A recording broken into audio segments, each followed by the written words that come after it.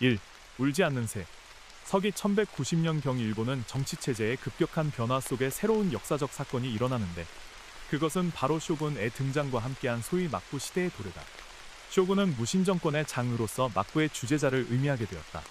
무인 최고의 영예직으로 막부 시대는 15대 등에 걸쳐 약 700년간 계속되었다. 형식적으로 천황이 존재하기는 했으나 상징적인 존재에 지나지 않았고 이 기간 동안 실권을 쥔 실제적인 최고 통치자는 쇼군이었다.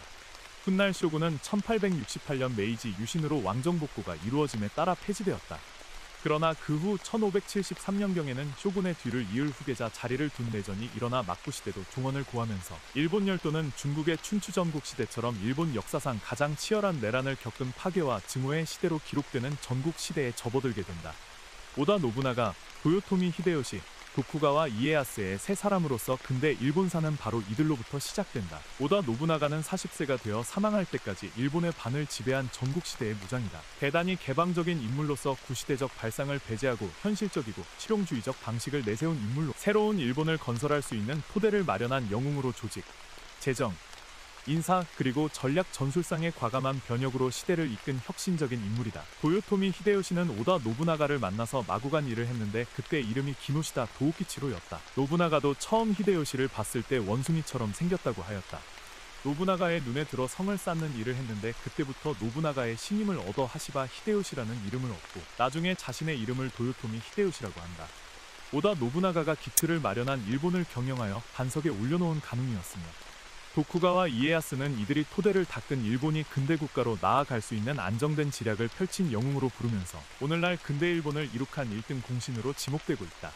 특히 이들이 전국시대에 펼친 힘겨루기와 지략의 대결은 우리나라에서도 대망, 도쿠가와 이에야스 등의 대하소설로 소개되고 되기도 하였지만 그래도 이들 중에서 가장 많은 관심을 끄는 이는 바로 도쿠가와 이에야스라고 할 수 있을 것이다.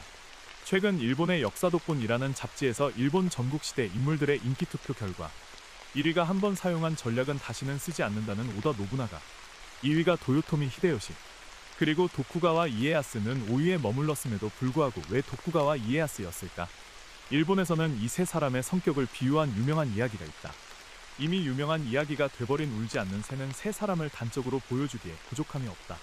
소난의 새 라고 불리는 이 우화는 이 세 사람에게 울지 않는 새를 손에 쥐어주었을 때 각자는 어떻게 반응할 것인가 하는 것으로서 다혈질의 오다는 울지 않는 새는 필요가 없으므로 즉시 베어버리고 도요토미는 어떻게든 새가 울도록 모든 수단과 방법을 동원하여 훈련을 시켰을 것이며 느긋한 도쿠가와 이에야스는 새가 울 때까지 기다렸을 것이라는 이야기이다.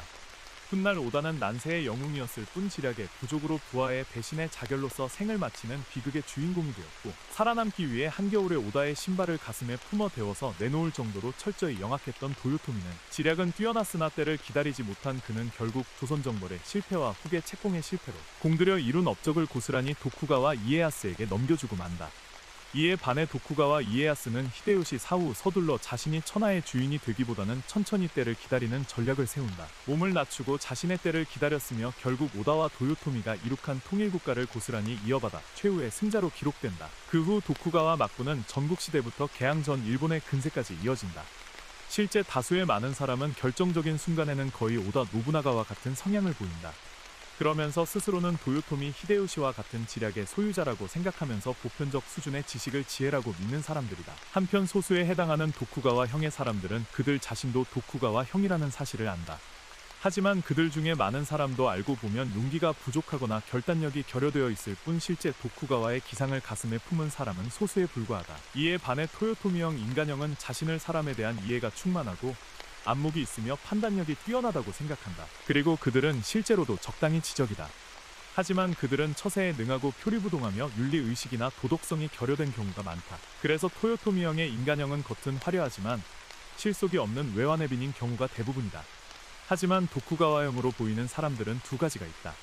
사실상 이들 중에 거의 대다수는 절망의 끝자락에 매달려 진퇴유곡의 지경에서 어쩔 수 없이 주저앉은 사람이거나 안목 없이 오로지 인내심만 가득한 사람들이 많고 때에 따라서는 세상을 탓하거나 운이 없었음을 내세우는 사람들이고 극소수 이들은 때에 따라 시대를 대표하는 풍운하가 되기도 하고 혹은 때를 잘못 만나 비상의 기회를 잡지 못할 수도 있지만 정작 이들의 가슴은 그 끝이 없고 시선은 언제나 높은 곳을 향하고 있다. 그렇다면 우리는 과연 어떤 사람의 형을 추구해야 할까? 오다의 추진력과 도요토미의 분석력, 도쿠가와의 인내력을 동시에 갖춘다면 그것이 가장 바람직하겠지만 현실적으로 그것이 어렵다면 그래도 도요토미보다는 도쿠가와형의 인간이 더 바람직하다는 것은 두말할 필요도 없다. 지금 내가 무엇을 시작할 때라고 생각하고 행동으로 옮기고 있다면 자신의 판단은 오다의 무모함이 발동된 것일까? 아니면 토요토미의 지혜가 번뜩인 것일까? 아니면 혹시 도쿠가와의 뚝심이 이제야 빛을 발하게 되는 것일까? 스스로 한 번쯤 질문해 볼 일이다.